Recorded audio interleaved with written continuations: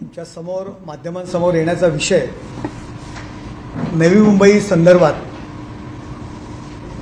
अनेक बातम्या, अनेक स्टेटमेंट्स माध्यमांमध्ये कालपासून सुरू आहेत। शिवसेना भाजपा महायुती आहे, तरी सुद्धा काही अतृप्त आत्मे नवी मुंबईतील केवळ पदाकरता भाजपाच्या जवळ असणारे काही नेते चुकीच्या पद्धतीने आमच्या नेत्यांविषयी काही स्टेटमेंट करत असतात। त्यांचं वय झालेलं हे आम्ही मान्य करतो, परंतु अशा पद्धतीने तोल जाऊन जी वक्तव्य करतात त्याचा निषेध या ठिकाणी आम्ही करतोय।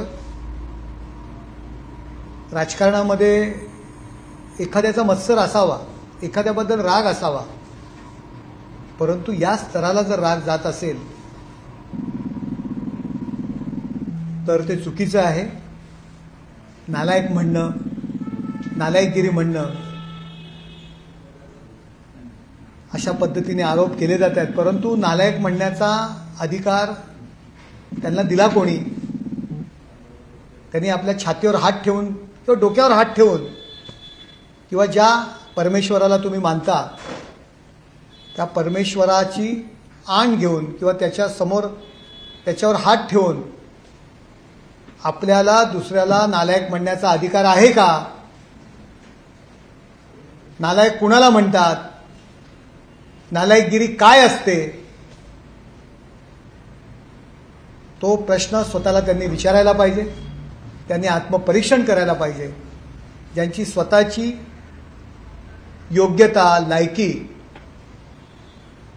यापूर्वी नवी मुंबईपुरती मर्यादित होती, माहिती होतं, परंतु त्यानंतर अख्ख्या महाराष्ट्राला, अख्ख्या हिंदुस्थानाला कळलेलं आहे। त्यांनी एखाद्यावर अशा पद्धतीने आरोप करणं चुकीचं आहे आणि त्याचा निषेध करण्याकरता आम्ही या ठिकाणी आपल्यासमोर येतोय। आमचे जिल्हा प्रमुख आहेत किशोर पाटकर, हे आमच्या नवी मुंबईचे जिल्हा प्रमुख आहेत। गेले 20 वर्ष ते नवी मुंबईमध्ये नगरसेवक आहेत। तेच आपल्यासमोर या संदर्भात बोलतील। आज शिंदे साहेब हे प्रत्येक माणसाच्या मनात आहेत। लहान मुलं त्यांना बघितले काय शिंदे काका म्हणून पळत जातात। शिंदे साहेब कुठे दिसले काय आज असं मन भरून येते। त्यांना बघून एक चांगला माणूस चालला आहे, देव माणूस चालला आहे, अनाथांचा नाथ चालला आहे, असे स्वतःच त्यांना काय काय उपमा देतात, भेटत असतात। त्या माणसाबद्दल एखादा माणूस ज्याच्यावरती स्वतःवरती किती घाणेरडे गुन्हे दाखल झाले होते गेल्या वर्षी आणि 2 महिने फरार राहायला पडलं होतं जामिनासाठी, म्हणजे जितका वाईटातला वाईट गुन्हा आहे तो दाखल झाला होता, असा माणूस आज जर आमच्या शिंदे साहेबांना बोलत असेल नालायक, तर त्या माणसाने पहिले स्वतः काही कारनामे केलेले आहेत। नवी मुंबई महाराष्ट्रात त्यांचे ते रील्स, त्यांचे ते फोटो, त्यांचे ते व्हिडिओ हे जर दाखवायला गेलं तर 3 तास पण कमी पडतील। आणि जर असं शिंदे साहेबांबद्दल असं घडी वैयक्तिक वाईट बोललं गेलं तर ह्याच्या पुढे मग तो अख्खा सिनेमाच आम्हाला महाराष्ट्राच्या जनतेला दाखवायला पडेल का यांच्या अख्ख्या फॅमिलीचे तसे पोस्टर्स, ते व्हिडिओ, फोटो बाहेर आलेले आहेत। आणि हे असे जर आमच्या देव माणसाला असे बोलत असतील तर हे अत्यंत वाईट आहे, कारण ह्याच्या अगोदर असं कधी बोलताना आम्ही बघितलं नव्हतं। पण आता जी पातळी सोडलेली आहे त्यांनी, त्याचा आम्ही पूर्ण निषेध करतो। आणि शिंदे साहेबांबद्दल आता परत असं बोलत राहिलं तर आमच्याकडनं पण त्यांनी अशी अपेक्षा करू नये की आम्ही हातचं राखून बोलणार। आम्ही सर्व ओपन करू आणि अख्ख्या नवी मुंबईच्या जनतेने ते सर्व बघितलेलं आहे, ते पुन्हा बघण्याची वेळ येणार आता। अनेक विषय संदर्भात म्हणजे आताच किशोरजी पाटकर म्हणाले की ज्या शिंदे साहेबांकडे महाराष्ट्रातील लाखो महिला, करोडो महिला लाडका भाऊ म्हणून संबोधलं जातं, त्यांच्या संबंधित असे उद्गार काढणं, बरं उद्गार कोण काढतंय? तर ज्यांचा लेखाजोखा यापूर्वी नवी मुंबईतल्या गल्लोगल्ली माहीत होता, तो महाराष्ट्रापर्यंत पोहोचलेला आहे। ते अशा पद्धतीने वक्तव्य करतात, चुकीचं आहे। त्याचबरोबर त्यांनी आणखी एक आरोप केलेला आहे की नवी मुंबईमध्ये FSI वाढवला, नवी मुंबईची वाटोळं केलं, बर्बाद केलं. या संदर्भात नवी मुंबईच्या महानगरपालिकेमध्ये गेले कित्येक वर्ष नगरसेवक असणारे द्वारकानाथ भोईर, 14 गाव जो ग्रामस्थांचा विषय आहे, या संदर्भात पण त्यांनी एक भूमिका व्यक्त केलेली आहे. या संदर्भात द्वारकानाथ भोईर आपल्यासमोर बोलतील. वास्तविक पाहता संपूर्ण महाराष्ट्रामध्ये युतीचे नेते युतीच्या अनुषंगातून त्या ठिकाणी वातावरण तयार करण्यासाठी कष्ट घेत आहेत. परवाच्या दिवशी 4 दिवसापूर्वी नवी मुंबईमध्ये आमचे शिवसेनेचे मुख्य नेते, महाराष्ट्र राज्याचे उपमुख्यमंत्री आदरणीय एकनाथ शिंदे साहेब यांनी युतीच्या अनुषंगातून त्या ठिकाणी वातावरण तयार व्हावं आणि नवी मुंबई महानगरपालिकेवर त्याप्रमाणे संपूर्ण महाराष्ट्रात युतीचा भगवा झेंडा फडकावा अशा अनुषंगातून त्यांनी संपूर्ण कार्यकर्त्यांना संदेश दिला. आणि अशा प्रकारे संपूर्ण वातावरण तयार होत असताना नवी मुंबईमध्ये मात्र त्या ठिकाणी युतीला अनुकूल न राहावं वातावरण, अशा प्रकारचे काही स्टेटमेंट किंवा व्यक्तिगत आरोपाचे स्टेटमेंट त्या ठिकाणी गणेश नाईक साहेब त्या ठिकाणी करतायत. खरं म्हणजे आम्ही त्यांना पूर्वीपासून आदराने पाहत आलेलो आहे. त्यांच्याकडे पाहून काही लोक राजकारण शिकले आणि त्याच्यामुळे इतका मोठा वरिष्ठ नेता त्या ठिकाणी जेव्हा एवढ्या मोठ्या राजकारणाच्या अनुषंगातून वर्षानुवर्ष राजकारण करत गेलेले आहेत आणि त्यामुळे एक वेगळ्या प्रकारची प्रगल्भता त्या ठिकाणी त्यांना बोलण्यामध्ये आणि याच्यामध्ये यायला हवी होती. परंतु ती त्यांच्या गेल्या 1.5, 2, 3 महिन्याच्या अवधीच्या या राजकारणामध्ये सातत्याने त्या बोलण्यामध्ये दिसून येत नाही. खरं म्हणजे वास्तविक पाहता नवी मुंबईचा जो FSI आहे, खरं म्हणजे आपण 2014 साली नवी मुंबई महानगरपालिकेची सार्वत्रिक जी काही महासभा होते त्या महासभेमध्ये आपण जर पाहिलं तर त्या ठिकाणी FSI नवी मुंबईला वाढून मिळावा, नवी मुंबईमध्ये क्लस्टर व्हावं ही कोणाची भूमिका होता, त्यावेळेस कोणाचा महापौर होता हे त्यांनी पाहिलं पाहिजे. आणि आज नवी मुंबई डेव्हलप होऊन आज जवळजवळ 40-50 वर्ष होत आलेले आहेत.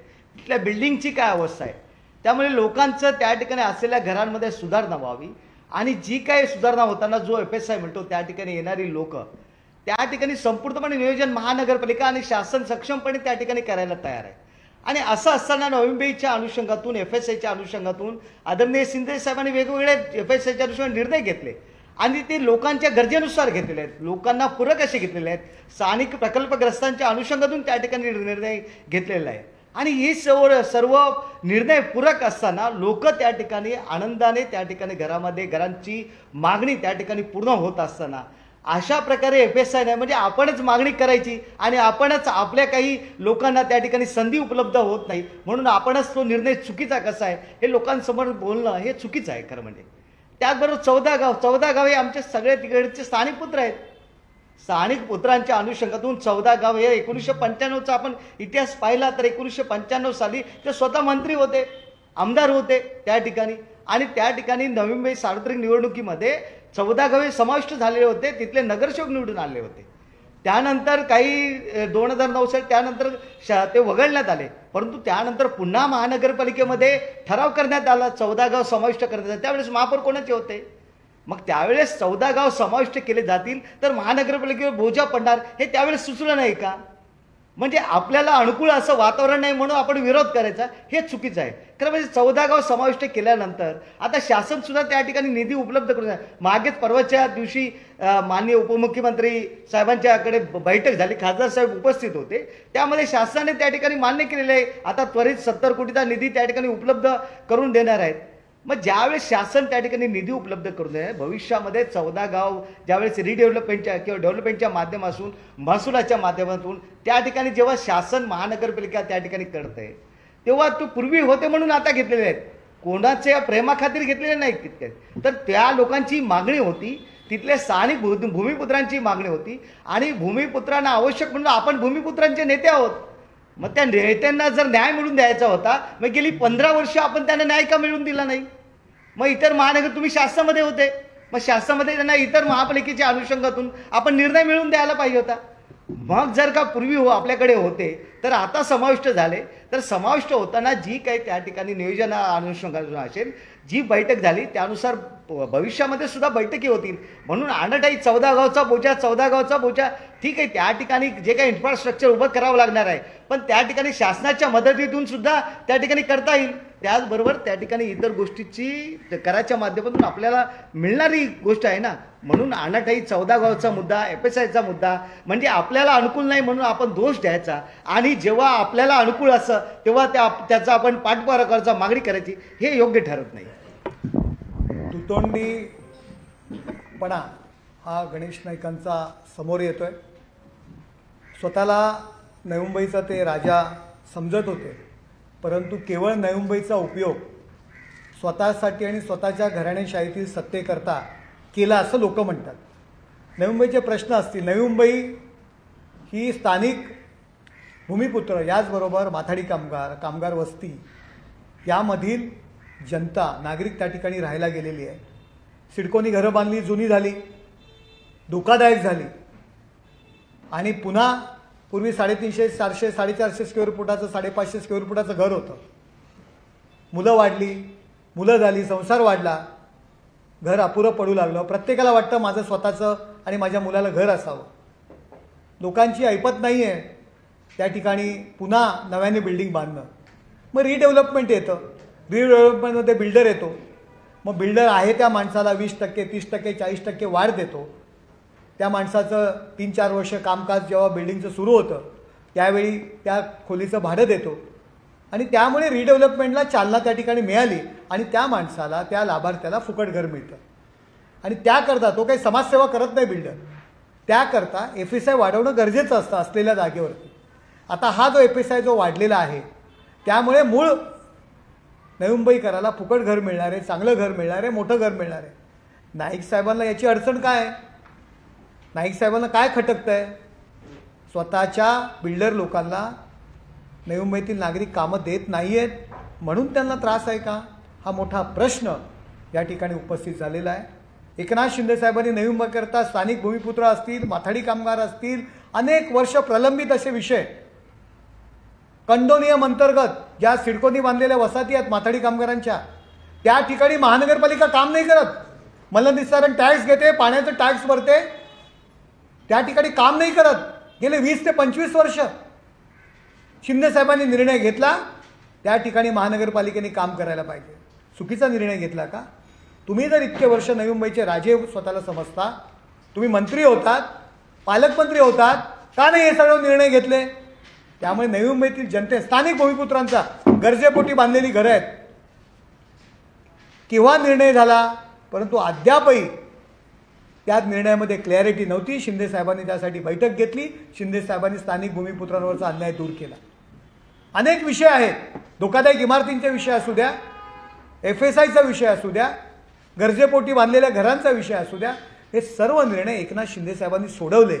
आणि याचा राग तुम्हाला, याचा मत्सर, अरे नवी मुंबई करता केलं, युतीमध्ये आपण आहात, तुम्ही पण श्रेय घ्या.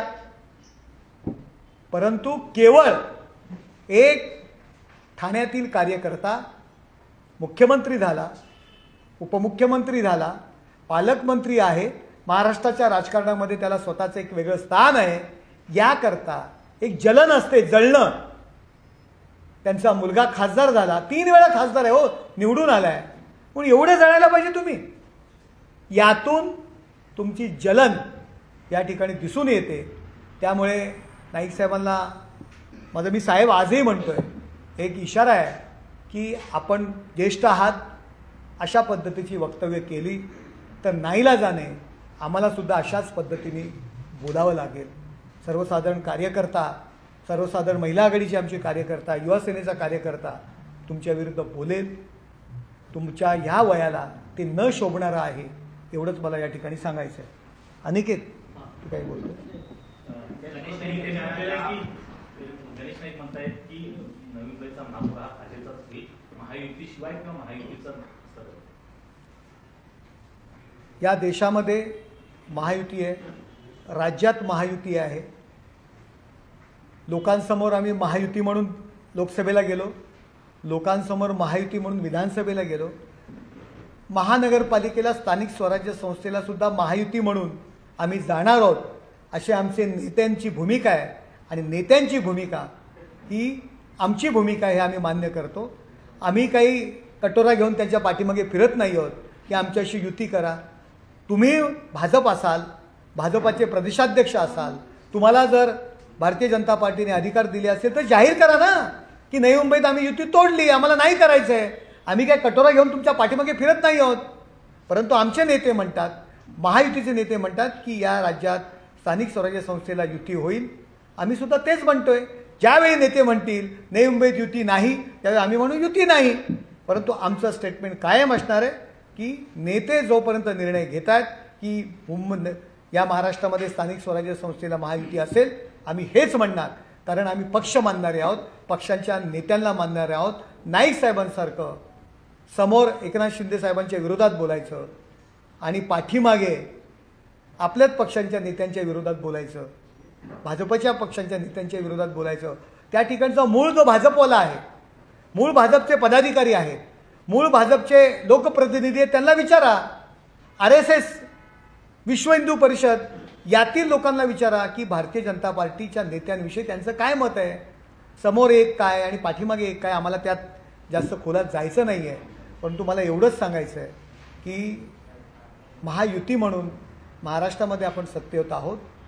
आणि पुन्हा मी तेच सांगतोय, एकनाथ शिंदे साहेबांनी जर त्यावेळी डेअरिंग केली नसती, स्वतःचे मंत्रिपदाला लाथ मारून 40 आमदार खासदार घेऊन बाजूला गेले नसते, तर या महाराष्ट्रामध्ये महायुतीची सत्ता आली नसती. आणि ती सत्ता आली नसती तर पुन्हा येणाऱ्या ज्या झालेल्या निवडणुकीमध्ये गणेश नाईक मंत्री झालेच नसते. त्यामुळे ही जी काही त्यांना लॉटरी लागलेली आहे ती एकनाथ शिंदे साहेबांनी भूमिका घेतली म्हणून लागलेली आहे, हे त्यांनी विसरू नये. गणेश नाईक यांच्या या वक्तव्यामुळे महायुतीत विखुरलेला काळा पडतोय आणि त्यांची वक्तव्य पाहता भाजपच्या पक्षश्रेष्ठींचं काय नेमकं म्हणणं आहे? कारण माझं भाजपच्या पक्षश्रेष्ठीला विनंती आहे की जसाच तसं बऱ्याचदा होतं, आपण आपल्या नेत्यांना समज द्यावी. मी काही नेत्यांशी बोललेलो आहे, आपल्या नेत्याला समज द्यावी की अशा पद्धतीने आमच्या नेत्यावर टीका करू नये. आणि अशा पद्धतीने टीका केलेली आहे, महायुतीचा खासदार आहे तरीसुद्धा शेवटी नेत्यापुढे आम्ही स्वतःची खासदारकीसुद्धा पणाला लावू शकतो. आमच्या नेत्याच्या बाबतीत जर अशा पद्धतीने वक्तव्य जर करणार असतील तर आम्हालासुद्धा आमच्यातला कार्यकर्ता हा जागा आहे, कायम आहे. आम्हीसुद्धा तशाच पद्धतीने उत्तर देऊ जशाच तसे. शेवटी आम्ही हिंदू हृदय सम्राट शिवसेना प्रमुख माननीय बाळासाहेब ठाकरे यांची अनुयायी आहोत. धर्मवीर आनंद दिघे साहेबांच्या शिकवणीतून आम्ही तयार झालेले आहोत.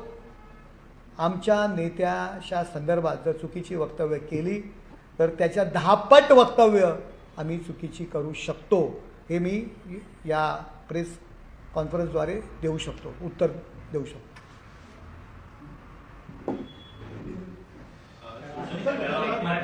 सध्या बाळासाहेब ठाकरे यांच्या मृतदेहासंदर्भात रामदास कदम यांनी जे वक्तव्य केलं होतं, त्यानंतर अनिल परब यांनी देखील त्याला उत्तर दिलेलं आहे. आपल्या पक्षाचं म्हणून काय मत आहे? तुम्ही रामदास कदम यांच्या मताशी सहमत आहात काय?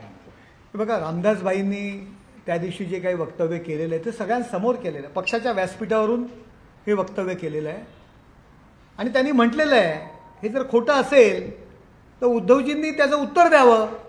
अनिल परब कशाला त्यासाठी बोलतायत? उद्धवजींनी उत्तर द्यावं ना. उद्धवजींनी उत्तर द्यावं हे खरं आहे की खोटं आहे ते. अनिल परब हे झालं आणि ते झालं, अरे जो प्रश्न विचारला त्याचं उत्तर त्या ठिकाणी उद्धवजींनी द्यावं. अनिल परबांनी असा रामदास कदमावर असा आरोप केलाय की रामदास कदमाच्या पत्नीने आत्महत्या केली. त्यांना 1993 मध्येची घटना आहे, त्यामध्ये त्यांनी ज्योती रामदास कदम यांनी जाणून घेण्याचा प्रयत्न करण्यात आला आणि त्यांना नेमकं जाणण्यात आलं की आत्महत्येचा प्रयत्न करण्यात आला. याची देखील नार्को टेस्ट करावी असं त्यांचं मत आहे. हे बघा, नार्को टेस्टची मागणी कुठल्या विषयावरती कोणी केली होती? काल रामदासबाईंनी केली होती. पवार साहेबांचं उदाहरण दिलं होतं त्यांनी. पवार साहेबांनी काय बोललं होतं? पवार साहेबांना घ्या, त्याच्याबद्दल प्रतिक्रिया घ्या. उद्धवजींनी उत्तर द्या. आणि काहीतरी कोणीतरी उद्या काही म्हणणार ना, कोणी याला मारायचा प्रयत्न, कोणी त्याला मारायचा प्रयत्न केला. काही पुरावे आहेत का तुमच्याकडे? सगळे आरोप खोटे आहेत आणि एकनाथ शिंदेची काय नेमकी मजबुरी आहे जे अशा नेत्यांना पुढे करून वाटेल ते आरोप? हे बघा, एकनाथ शिंदे साहेब कधीही अशा पद्धतीने कुणावर आरोप करत नाहीत. आत्तापर्यंत तुम्ही इतिहास बघा. कधीही ते मी काय केलं, मी किती काम केलं ते लोकांना सांगत असतात. आत्तापर्यंत उद्धव ठाकरे, संजय राऊत यांनी केलेल्या आरोपांना कधीही त्यांनी उत्तर दिलेलं नाही आहे आणि ते समर्थ आहेत. त्यांना जर आरोप करायचे असतील तर ते स्वतः आरोप करू शकतात. उद्धव ठाकरे यांच्यासारखे ते ऑनलाईन नेते नाही आहेत. संजय राऊतांच्या खांद्यावर बंदूक ठेवून आरोप करायला एकनाथ शिंदे नाही आहेत.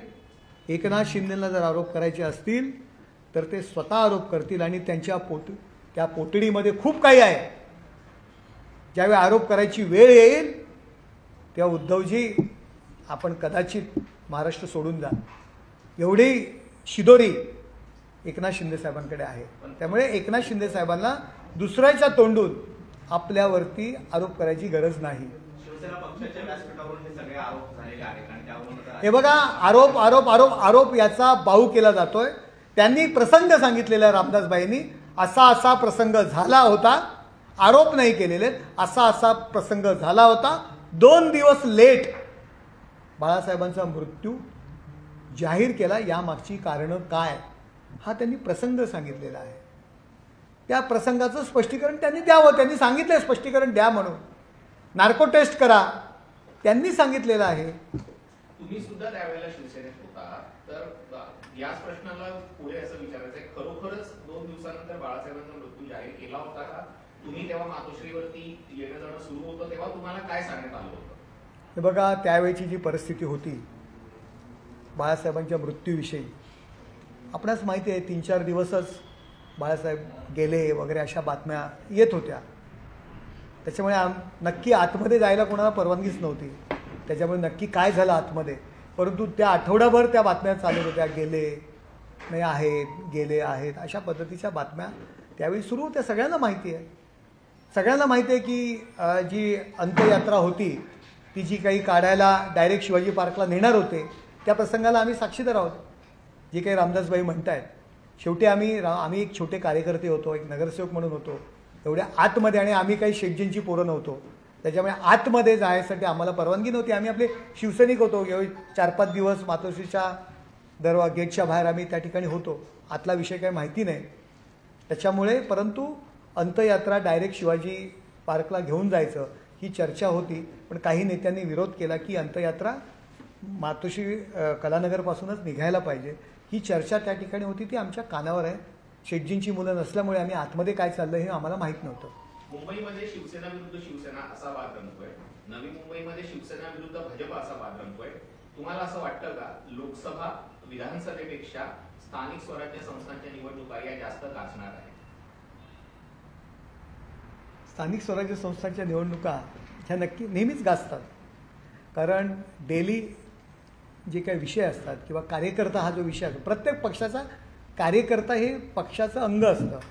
पूर्ण त्याचं ताकद पक्षाची त्या कार्यकर्त्यांवर असते. प्रत्येकाला वाटतं की आम्हाला संधी मिळायला पाहिजे, पण युती असले की कोणाला तरी त्याग करावा लागतो. त्यासाठी नेत्यांनी सुद्धा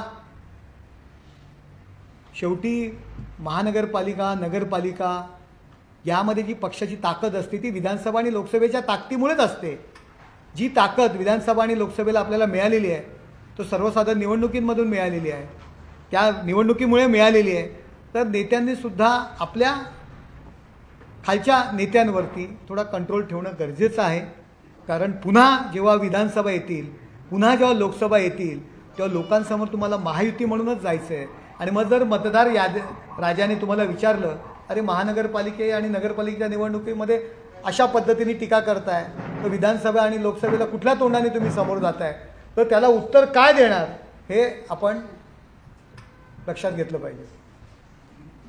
उद्धव ठाकरेंनी दसरा मेळाव्याला घेऊन आरोप केला की आम्हाला माणसं कोंडून ठेवावी लागली नाहीत, चटणी भाकरी घेऊन आमचा शिवसेनेत महाराष्ट्रातून आलेला होता, त्यांना कोंडून ठेवावी लागली. काही कोणाला कोंडून बिंडून ठेवायची गरज नसते. रिकाम्या खुर्च्या असतील आता त्या कशा कोंडणार तुम्ही?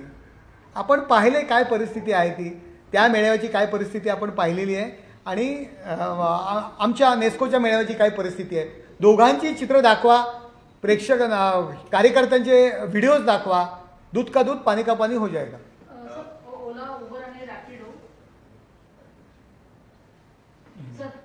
ओला, उबर आणि रॅपिडो यांच्या मनमानी कारभाराच्या विरोधात रिक्षा आणि टॅक्सी संघटनांनी एक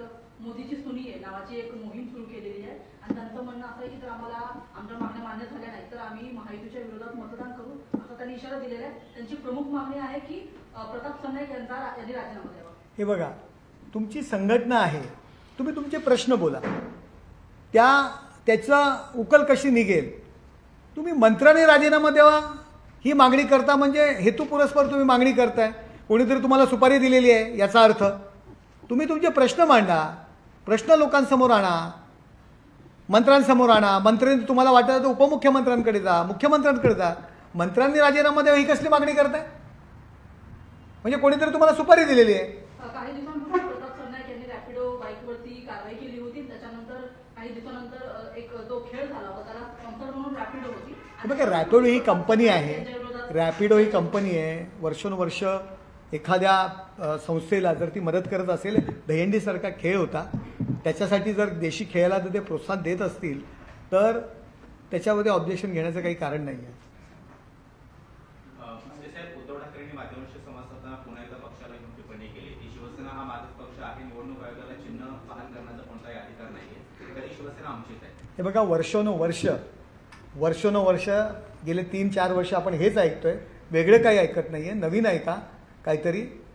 आजची जी काही पत्रकार परिषद आहे, आम्ही गणेश नाईकांनी जे काही आरोप केले त्या संदर्भात आपल्यासमोर सांगतोय. पुन्हा एकदा त्यांना मी इशारा देतोय की आमच्या नेत्यांना जर आपण नालायक म्हणत असाल तर आपले नालायक या हिंदू संस्कृतीमध्ये, या भारतीय देशात नालायकगिरी कशाला म्हणतात हे तुम्हाला सगळ्यांना माहिती आहे. आणि आपल्या नालायकगिरीचे पुरावे आमच्याकडे आहेत. यापूर्वी नवी मुंबईच्या गल्लोगल्ली ते पुरावे चर्चा केले जायचे. त्यानंतर तेच पुरावे व्हॉट्सॲप्स आणि याच्यावरती सगळे व्हिडिओज आले. त्याच्यामुळे नालायक कोण आणि लायक कोण हे आपणच ओळखा. आणि जर अशाच पद्धतीने बोलणार असाल तर ते पुरावे व्हिडिओ आणि व्हॉट्सॲपवरती आले होते, कदाचित या अख्ख्या महाराष्ट्रामध्ये चित्रपटगृहामध्ये सुद्धा येतील. त्यामुळे तुर्तास हा इशारा आम्ही त्यांना देतोय. योग्य ती त्यांनी समज यातून घ्यावी.